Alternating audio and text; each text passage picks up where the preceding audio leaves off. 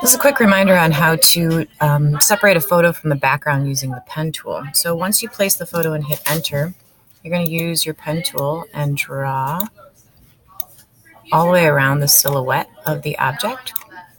You want to be as precise as you possibly can, but keep in mind that what we're ultimately going to do is create a mask. We're not going to erase any information. So if you make a couple mistakes, if you go in too far, out too far, you can adjust that after we make a mask, and then we can play with that mask. So you want to make sure you come all the way around to where you started and you have a complete shape, which also is giving you over here what's called a work path.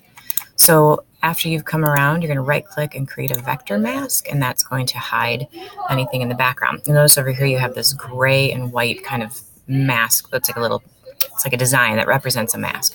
You're going to right click over top of the name and you're going to rasterize your layer.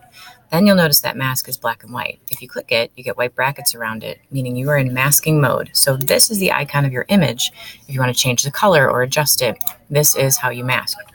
So to continue and maybe adjust some things that, maybe weren't perfect, you can go to your paintbrush tool. You can use your tablet if you feel like you have more control. And you're going to set your colors. Black is hide, white is reveal.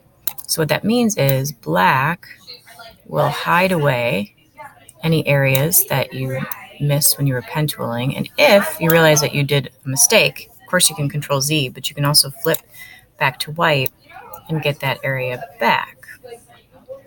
You can change your opacity if you want to kind of soften your edges just to make it look a little bit less intense and sharp if that's kind of the look that you're going for.